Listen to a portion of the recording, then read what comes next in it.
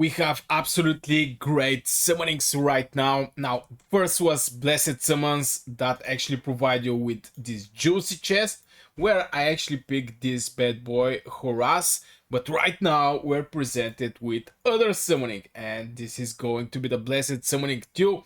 I think this summonings is absolutely great since they're providing you with extra rewards, and these rewards are not that stupid one. I mean, it's a good one. Okay, the auto attack is not something, but even no auto attacks is. I don't have that many auto attacks, and I definitely don't want to sit around my phone to do the battles. We also have screws for a 3-star, for the epic heroes, and for the legendary heroes. Also, 1000 of these crystals that is for upgrading your artifacts. And finally, but final but not least, is this chest. Now, why I said this chest? I mean, in the previous video, I also said about the this chest here, but there was nothing that important here. But in this one, we have a very important and good hero, and this one is Adolphus. Now, this hero is little Amnister Almar. What I mean by that is, if you check this bad boy, I think maybe most of you are already familiar with this hero since I see a lot of people are using him in a lot of places. But yeah, the first spell is dealing some damage, 3200 enlightenment fire damage, and within the range, and gets 15 target maximum HP plus 3150 alignment shield to all alias. Now this is going to cover all the alias, and this is very important since um, you can actually do the timing for the shields here. In the with the Mr. Almar, his second spell is doing the shield. The shields are absolutely great, it's perfect. But here you can actually time your shields, and this is very important. And you can spread your heroes around the map, and this shield is going to catch everybody. Is with range and grades to all alias. Is not only on this specific zone. I think is for the all alias, but the damage is going to be, of course, for this specific zone.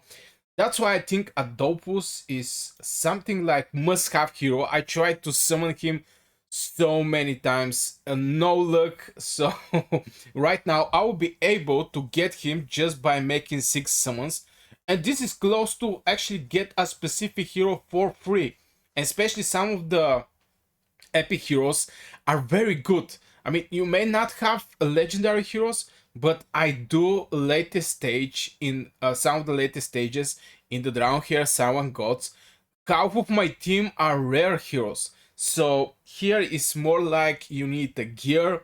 Also, you need a good heroes, and you definitely, when you have a lot of 3 stars, you can pick and select the best heroes. And this is absolutely same for the epic one, and I think Adolphus is a must-have hero.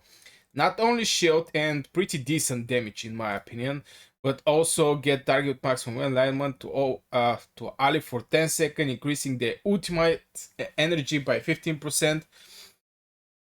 And of course, the first one is if the target already have a shield, when the hero grant them a shield, additionally heals them equals to 75% of the shield. So if you combine this hero with Mr. Almar, I think it's going to be absolutely great synergy, especially if since the Mr. Almar are going to cast more time the shield. Since it's something like second spell, it's not the ultimate. The ultimate are casted less time, I think. And yeah, Adolphus is a must-have hero. It's a support. It's not from the fire. I mean, from the burn. It's not from the wild, um, let's say, team. But this is a hero that definitely everybody should actually have in their fire team. If you make a fire team, and I think everybody should make a different team. Now, from the owned one that I already have, this one is a good one just for the debuff. I mean, she's giving you this debuff immunity, but you can go over all the heroes here that is presented. This one is the first hero I get in the Dragonheir Silent Gods. I'm so excited and so happy with this hero. I use him a lot in the Goblin Lair. I definitely like heroes that are hitting multiple targets. This one, I don't use him much. He's someone wanting like arbalete or something like this. Self-made turret that is going to support you, but he's also from the burn family. And maybe this is one idea better to actually pick a heroes and build something like a team. For example, just burns, just poisons, just I don't know, frost. You get the idea. This one I have never seen, but he's from the summoning. Now, summoning fraction are very also interesting, and I'm going to explain why, especially when they do a summoning these skeletons. I saw 2 or 3 summoning teams in the arena, and boy oh boy, they make the arena full of skeletons, of zombies, or whatever is in your mind. I mean, it was like fighting against tons of creatures there. So I still don't build a summoning team, but I think it's going to be absolutely insane to have a summoning team, especially in your progression, since all these creatures are absolutely insane. Now, Ogun, I don't have this one, but it's a Frost one, and I really like Frost heroes.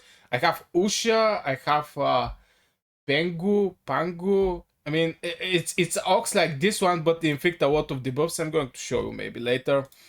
So this one is dealing some the cold damage to the enemy with range. Get attack up to Frost alias for 10 seconds. And this is the beauty of building your Frost team or your Poison team, or whatever team you have. Just the buffs is going to be specific for you, and is going to be very, very better.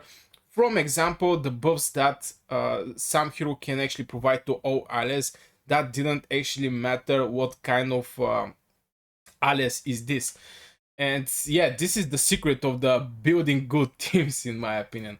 Also, it's a captain. Here we do cold damage, inflict with frost, 100 chase, inflict frozen them for 5 seconds. Now, frozen is, I don't know, unable to launch basic attack or cast skills, but take 30% less damage. I mean, every damage is a good one, but they're going to receive less damage. I don't like that much, to be honest. And of course, there is the other one, Rally. This is a support. Now, most of the time, from what I see, the heroes that don't have, let's say, family, like Rally, like Burn, like Wild, they actually provide with little better status, little better buffs, little better damage from rest of the, from example, the heroes that are specific for specific family. So this one, yeah, fire 2 arrows to hail of arrows, each dealing some damage to the enemy within rate 50 chance to reducing their ultimate energy by 30%. Now this reduction, now any ultimate reduction is, I don't know, this is maybe one of the best things that you can have in your gameplay. This is perfect for the arena. You can just boost one hero with a lot of haste, spell haste, and they're going to fire up before everybody, reducing the damage, I mean the ultimate energy of the enemy. And like this, even your slower heroes are going to perform a cast. And this is the beauty also for the arena, for the bosses. With the cycles over the bosses, you're going to do more time spell hits and stuff like this. But I'm not going to go over all the all the heroes. You can go and check them out. Check them out. Definitely, I'm looking to get Adolphus. I think he's one of the, I don't know. Is one of the best fire epic heroes.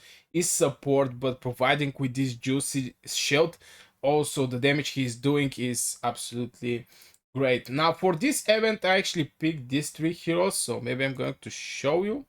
First of all, I'm building my fire team, since I get lucky and I get a lot of fire heroes. I get from season 1 you get Eric for free. After this I get Karl. I have Mr. Almar, so I'm building something like fire combo, you know. So I picked this one that is also a very good hero, especially with her ultimate. And this is what I talk about having a spell haste. Grant accuracy bonus to all areas for 10 seconds, and then deals 640% attack fire damage to the enemy with the range with 75% chance to dispel one buff from them. There is also 75 chance to additionally inflict buff prohibition. So there is a she's if you put a lot of haste on this hero, look what is the range of this hero. This is huge range. She's going to cover all the enemies on the map. Put them buff prohibition, very important. Doing some damage, accuracy bonus, I don't know, increase accuracy. It's fine, it's fine. But the important part is over here. Get ultimate energy by 10% when an enemy get a buff. When inflicted with the buff, reduce 25% ultimate energy of the target. Absolutely great. So in combination with this one, I think this hero definitely deserves my attention. And the second spell is doing some fire damage to the enemy with the range with 75% chance to inflict accuracy penalty and buff attack penalty, defense penalty, buff accuracy penalty is maybe for me one of the main buffs in this game. If you can reduce the accuracy of the enemy, they're not going to inflict you with the buff. And some teams are around something like Sigrid Voresh. You know, Voresh is going to fire up first. After him, the Sigrid is going to destroy everything. I personally have a team like this in the arena, but yeah, I decided to go with her. The second hero I choose to go with is actually Twitch. Now, Twitch is a poison hero. I really like poison heroes. He is from the City of Trial Battles, 45%. But here is more the spells he actually have. Launches a total of 4 attacks to the target, each dealing pretty decent damage to the enemy with the range with 50% chance to inflict 2 stacks of poison on them for 15 seconds. Now there is a hero here also in this summoning that is consuming, for example, do some extra damage, but in the same time consume all the frost stacks the enemy is having. And I really don't like something to actually take out the stacks or the debuffs I already applied to the enemy, since I'll give some example maybe with this one that is jumps to the target, blah blah blah, ignoring 20% of the enemy defense for each frost dispel frost from the enemy. And at the same time he's dispelling this, but the Usha, for example, you actually built a frosty, and the Usha is also a frost one, and she's getting more damage with her normal attacks, and not only with the normal attacks, just if the target have a frost debuff on them. And by having one hero like this that is going to consume all the debuffs, it's actually maybe not so good for your overall frost team. And that is one of the reasons I didn't go for some of these heroes here. But I saw Twitch a couple times in the fights, and I think especially the ultimate he's doing, oh my god, for the Goblin Lair, I think is going to be very good, especially when I build, right now I'm building my poison team, and I think Twitch is going to be perfect fit there. The hero has 35% chance to inflict one stack of poison to the enemy for 15 seconds. Very nice. Shot an arrow to the target, dealing some damage. Basically is alignment here. This hero is for alignment. So you have to put a lot of alignment on this hero. For every 60 alignment to the hero the hero shot one additional arrow. Up to 5 arrows can be shotted up one cast. So 5 with 60 is 300. So if you have 300 alignment, he is going to do 5 arrows, and I think this is pretty decent spell.